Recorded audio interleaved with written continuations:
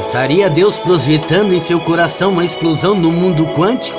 Um mundo extremamente pequeno, onde as leis da física não funcionam, onde ali o universo de Gênesis surgiu de um pequeno ponto de uma agulha, resultando em alguns bilhões de anos dessa explosão no universo, onde ali já existisse a água, a energia e a luz.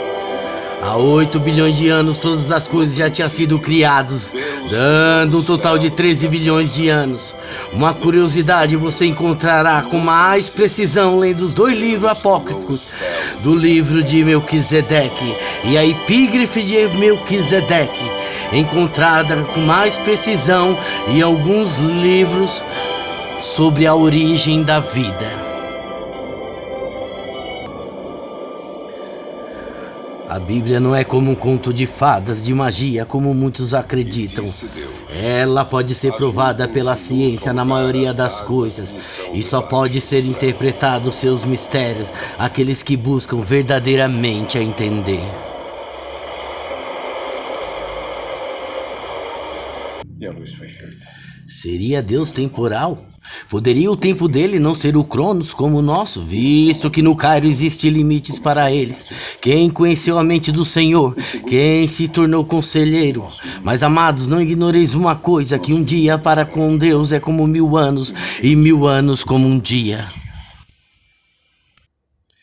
Muitos especulam que a Terra poderia ter sido reconstruída de novo com a queda de Lúcifer após um cataclismo na Terra, após a sua rebelião no céu, visto que lá em cima comprova também, nos textos mais tardios, que houve dinossauros sobre a Terra, onde Jó fala sobre o Leviatã, que foram extintos devido a este meteoro que causou sobre a Terra. Se isso aconteceu de fato em algum lugar longínquo, como explicar a criação depois de Deus, visto que os animais foram criados antes da criação do homem? Poderia o homem ter sobrevivido a tudo isso se ele tivesse existido na Terra, seguido uma sequência cronológica de seus dias?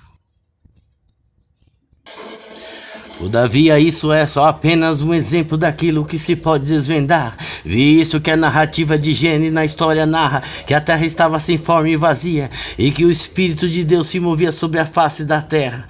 Poderia a queda de Lúcifer nesta narrativa ter causado um cataclismo sobre a criação de Deus, visto que a Bíblia diz que a terra estava sem forma e vazia?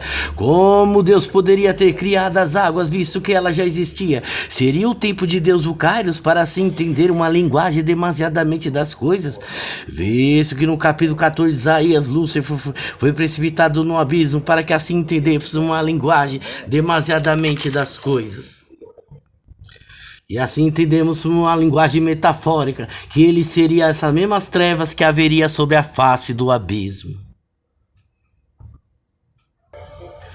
provando assim o real significado dos textos de Ezequiel 28 com respaldo de Isaías 14:12, que confirma o lançamento de Lúcifer sobre o abismo mais profundo, fazendo assim cair seu resplendor e se tornando essas próprias trevas que havia sobre a face do abismo. A Bíblia diz que ele era uma estrela errante no sentido figurativo, então entenderíamos que Lúcifer seria um querubim poderoso. Após sua queda, seria uma catástrofe inevitável.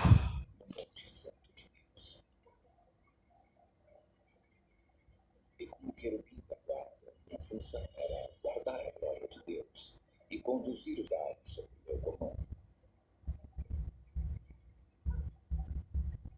Lá não me faltava nada, mas um dia eu me vi refletir nas pedras e percebi que era superior aos outros anjos em beleza, força e inteligência. Comecei a pensar então como seria ser adorado como um Deus e passei a desejar isso no meu coração.